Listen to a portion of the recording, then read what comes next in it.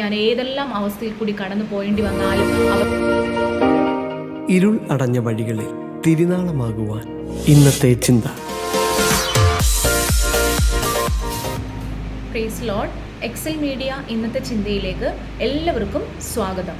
ഇന്നത്തെ ചിന്താവിഷയം എന്ന് പറയുന്നത് ദാനിയേലിൻ്റെ പ്രവചനമാണ്. ദാനിയേൽ പ്രവചനം 8-ാം അധ്യായത്തിലാണ് ഇന്നത്തെ ചിന്ത സംസാരിക്കാനായിട്ട് ആഗ്രഹിക്കുന്നത്. നമുക്കറിയാം ദാനിയേലിൻ്റെ പുസ്തകം എന്ന് പറയുന്നത് വരുവാനുള്ള അല്ലെങ്കിൽ ഒരു വെളിപ്പാട് പുസ്തകത്തിന് തുല്യമായ രീതിയിലുള്ള ഒരു പുസ്തകമാണ് ദാനിയേലിൻ്റെ പ്രവചനം എന്ന് പറയുന്നത്.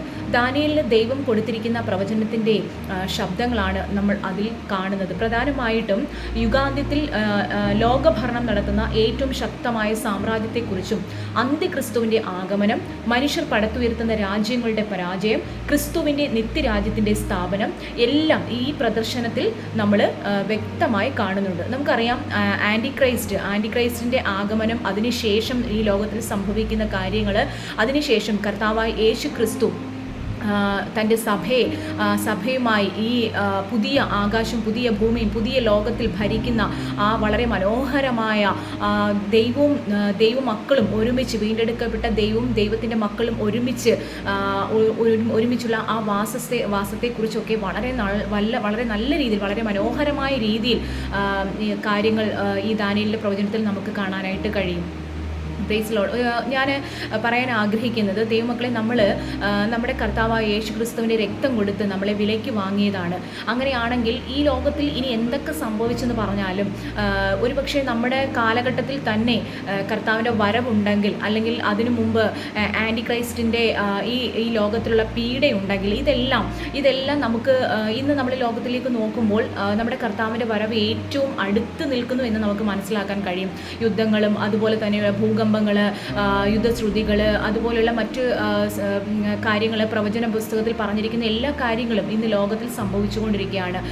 ഒരുപാട് കാര്യങ്ങൾ ലോകത്തിൽ ബൈബിൾ പ്രകാരമുള്ള കാര്യങ്ങൾ പ്രവചനം നിവൃത്തിയായിക്കൊണ്ടിരിക്കുന്നു. അതുപോലെ തന്നെ ഇനിയും കുറച്ച് കാര്യങ്ങൾ കൂടി പ്രവചനം നിവൃത്തിയാകാനുണ്ട്. അപ്പോൾ നമുക്കറിയില്ല എപ്പോഴാണ് ആഗമനം എന്നുള്ളത്. എന്നാൽ ഒരു കാര്യം നമുക്ക് ഉറപ്പാണ്, നമ്മുടെ കർത്താവ് വരും. ഹല്ലേലൂയ. അപ്പോൾ നമ്മുടെ പ്രത്യാശ എന്ന് പറയുന്നത് അതാണ്. ഈ ലോകത്തിൽ ഇനി മുന്നോട്ടുള്ള കാലഘട്ടത്തിൽ എന്തൊക്കെ പീഡനങ്ങളാണ്, അല്ലെങ്കിൽ എന്തൊക്കെ ഉപദ്രവങ്ങളാണ് ദൈവമക്കൾ നേരിടാൻ പോകുന്നതെന്ന് നമുക്കറിയില്ല. എങ്കിലും ഒരു പ്രത്യാശ നമുക്കുണ്ട്, നമ്മുടെ കർത്താവ് വീണ്ടും വരും. Praise Lord. ഈ ഇന്ന് കാണുന്ന എല്ലാ കാര്യങ്ങളും മാറ്റി അനുഗ്രഹപ്പെട്ട നല്ല രീതിയിൽ, അതായത് ദൈവത്തിൻ്റെ ജനവും മാത്രം ഭരിക്കുന്ന ഒരു കാലം വരാൻ ആ ഒരു ടൈം എത്തി നിൽക്കുവാണ്. അപ്പോൾ നമുക്ക് ദാനിയേൽ പറയുന്ന പോലെ, ദാനിയേലിനെ പോലെ ഒരു ശക്തമായിട്ട് നമുക്കൊരു ധൈര്യത്തോടെ മുന്നോട്ട് പോകാനായിട്ട് കഴിയും. കാരണം ഇതിനെല്ലാം മാറ്റിമറിച്ചുകൊണ്ട് കർത്താവിൻ്റെ ആഗമനം, കർത്താവിൻ്റെ പ്രത്യക്ഷത, കർത്താവിൻ്റെ യേശുക്രിസ്തുവിൻ്റെ രണ്ടാമത്തെ വരവ് പ്രതീക്ഷിച്ചിരിക്കുന്ന നമ്മളെല്ലാവരും നമുക്ക് ധൈര്യത്തോടെ മുന്നോട്ട് പോകാനായിട്ട് ഈ ദാനിയേലിൻ്റെ പ്രവചനം നമുക്ക് വായിക്കുമ്പോൾ നമുക്ക് പ്രത്യാശ നൽകുന്നുണ്ട്. ആൻറ്റിക്രിസ്റ്റിൻ്റെ ആഗമനം, അതുപോലെ ദൈവം മടക്കി വരുത്തുന്നു, ജനത്തെ മടക്കി വരുത്തുന്നു, യഥാസ്ഥാനപ്പെടുത്തുന്നു. അതിനുശേഷം ദൈവവുമായിട്ടുള്ള ആ മനുഷ്യൻ്റെ വാസത്തെക്കുറിച്ചുള്ള കാര്യങ്ങൾ, ഇത്യാദി കാര്യങ്ങളെല്ലാം ദാനിയേലിൻ്റെ പുസ്തകത്തിൽ നമുക്ക് വളരെ വ്യക്തമായിട്ട് കാണുവാനായിട്ട് കഴിയും. അതുകൊണ്ട് ഇന്ന് പകൽ എന്നെ കേൾക്കുന്ന എല്ലാ പ്രിയമുള്ളവരോടും എനിക്ക് പറയാനുള്ളത്, നമ്മൾ ലോകത്തിൽ എന്തെല്ലാം സംഭവിച്ചെന്ന് പറഞ്ഞാലും ഒരു ദൈവഭയത്തിൻ്റെ പ്രത്യാശ എന്ന് പറയുന്നത് നമ്മൾ ഈ ലോകക്കാരല്ല.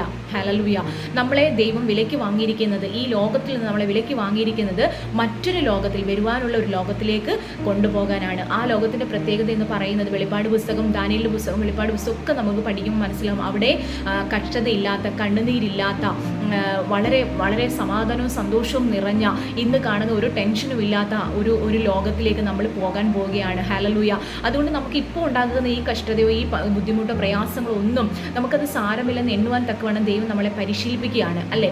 അപ്പം ഈ നമ്മുടെ ഈ യാത്രയിൽ ഒരുപാട് പ്രശ്നങ്ങൾ നമ്മൾ നേരിടേണ്ടി വരും. എങ്കിലും ഇതിൻ്റെ അവസാനം എന്ന് പറയുന്നത് സന്തോഷമാണ്. ഹല്ലേലൂയ. അപ്പോൾ ഒരു ദൈവത്തിൻ്റെ പ്രത്യേകത എന്ന് പറയുന്നത് നമ്മുടെ കർത്താവിൻ്റെ വരവാണ്. കർത്താവിൻ്റെ വരവിനെ പ്രതീക്ഷിച്ചിരിക്കുന്ന നമുക്ക് എല്ലാവർക്കും ആമേൻ, നമുക്ക് ഒരു കാര്യം അറിയാം. ആമേൻ, ഞാൻ ഏതെല്ലാം അവസ്ഥയിൽ കൂടി കടന്നു പോയേണ്ടി വന്നാലും അവസാനം ഞാൻ എൻ്റെ അപ്പൻ്റെ കരങ്ങളിൽ സുരക്ഷിതമായി എത്തുന്ന ഒരു സ്ഥലമുണ്ട്, ഒരു വാസസ്ഥലമുണ്ട്. അവിടെ നിന്ന് നമ്മളെ ആർക്കും മാറ്റിക്കളയാൻ കഴിയത്തില്ല.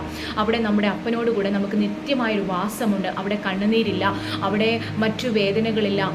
ദൈവം നമ്മുടെ ദൈവമായിരിക്കും, നാം ദൈവത്തിൻ്റെ ജനമായിരിക്കും. അവൻ നമ്മളെ അപ്പൻ്റെ മടിയിൽ നമ്മളെ ഇരുത്തി നമുക്ക് സന്തോഷവും സമാധാനവും നൽകി തരുന്ന വളരെ പ്രത്യാശ നിറഞ്ഞ ഒരു ലോകത്തിലേക്ക് യുഗായുഗമായി ആ ക്രിസ്തുവിനോടുകൂടെ നമുക്ക് വാഴുവാനുള്ള ഒരു സമയം ആഗതമായി എന്ന് നമുക്ക് ഈ ദിവസങ്ങളിൽ മനസ്സിലാക്കാനായിട്ട് കഴിയും. അതുകൊണ്ട് പ്രിയ എന്നെ കേൾക്കുന്ന ദൈവമക്കളെ, നമുക്ക് ഒരുങ്ങാം. നമ്മുടെ കർത്താവിൻ്റെ വരവിനായി നമുക്ക് പ്രത്യാശയോടെ കാത്തിരിക്കാം. ലോകത്തിൽ യുദ്ധങ്ങളും യുദ്ധശ്രുതികളും ഭൂകമ്പങ്ങളും അതുപോലെയുള്ള മറ്റ് പല പല പല പ്രശ്നങ്ങൾ നടക്കുമ്പോഴും നമുക്ക് ഒരു ദൈവപൈതലിൻ്റെ പ്രത്യാശ എന്ന് പറയുന്നത് കർത്താവിൻ്റെ വരവാണ്. ആമേൻ. അങ്ങനെ ഉറച്ചിരിക്കുന്ന ഒരു വ്യക്തിക്ക് ഇതൊന്നും കണ്ട് ഒരിക്കലും ചഞ്ചലപ്പെടേണ്ട ആവശ്യമില്ല. നമ്മുടെ കർത്താവ് വരും, യഥാസ്ഥാനപ്പെടുത്തും. ആമേൻ. കാര്യങ്ങളെല്ലാം വളരെ നന്നായിട്ട് എൻ്റെ കർത്താവ് നമുക്ക് വേണ്ടി ചെയ്തു തരും. അപ്പോൾ നമ്മളും ആ കർത്താവിനോടൊപ്പം പോകുവാനായിട്ട് നമുക്ക് ഒരുങ്ങിയിരിക്കാം. കർത്താവ് ഈ വചനങ്ങളിൽ നമ്മളെ സഹായിക്കുമാറാകട്ടെ എന്ന് പറഞ്ഞുകൊണ്ട് ഞാൻ എൻ്റെ വാക്കുകൾക്ക് വിരാമം കുറിക്കുന്നു. എല്ലാവരെയും കർത്താവ് സഹായിക്കുമാറാകട്ടെ. God bless you.